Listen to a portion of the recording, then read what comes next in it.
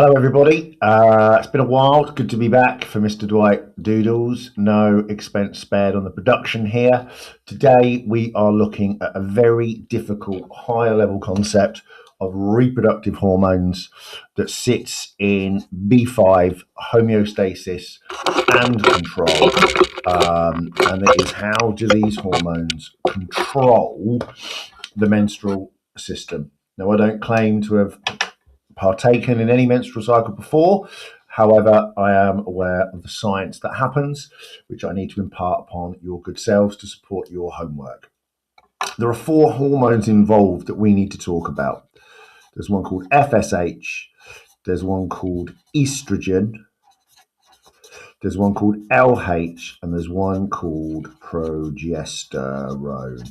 Now, what we need to be able to do is we need to be able to describe where this is produced, where it goes, and what the chemical message is. Remember, all hormones are proteins. They have a unique 3-dimensional shape, and it's a message, and all the hormone does is they attach to something and they give a message. So this wonderful story starts off in the brain. So let me just line up the camera. Now again, these little doodles are not to scale. It's just to help with understanding. So what has to happen is the brain has to send a message to the female reproductive system. So let me add on the reproductive system of a female. Okay, let's just get a better scope of that. There we go. Now, also what has to happen is as we move through the menstrual cycle from day 0 to day 28, other things, well, we need to be able to check what happens through the cycle at certain times. So the first thing that happens, if we take day 0 of the menstrual cycle, this is after or once the woman is beginning the menstrual bleed, the first thing that happens is the brain releases from the pituitary gland, pituitary gland, just at the base of the brain, around about here. It sends in the bloodstream the hormone FSH, and this is exactly what it says on the tin. It is a follicle stimulating hormone, a hormone that stimulates a follicle. Where is this follicle? I hear you cry. Well, if we were to take the ovary, inside the ovary, you have hundreds of ova that are not matured yet. And what this FSH does inside the ovary is it causes maturation. It causes the ova to mature. Now, you don't want hundreds maturing and being released, so one will mature faster than the others.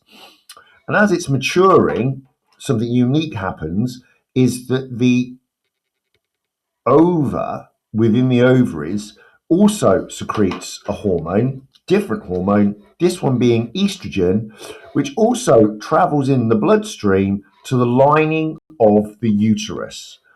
And when it gets to the lining of the uterus, it causes the lining to thicken. So FSH is generally released around about day 1 or day 0 to day 7 of the menstrual cycle. This is where bleeding is taking place and the lining of the uterus is being shed. Now, on day 7, when the ova is mature enough, it is then releasing estrogen in the blood, and it travels via capillaries and arteries to the lining of the uterus, and it causes the lining to thicken. This is taking place from around about day 7 to around about day 13. So the lining is re-thickening again of our uterus. But this is where the high level kicks in, because something else happens. When the levels of estrogen start to increase, the estrogen inhibits the production of FSH. So it inhibits the production of FSH. That means it stops the production, because what you don't want is more FSH being released and causing many of the ova to be released. So FSH, day 0, day 1, transferred in the blood to the ovaries, causes the ova to mature. Now, when they start to mature, they release estrogen. Estrogen travels to the lining of the uterus and it causes it to thicken. It also travels back to the pituitary gland and inhibits the production of FSH. Here I'm going to introduce another one of our hormones. This is on day 13 to around about day 15. Once the pituitary gland has been inhibited through the production of FSH, it releases another hormone that travels to the ovaries, travels in the blood. That's why they're hormones, endocrine. This is LH. Again, the H stands for hormone. I'll come on to what the L stands for in a minute.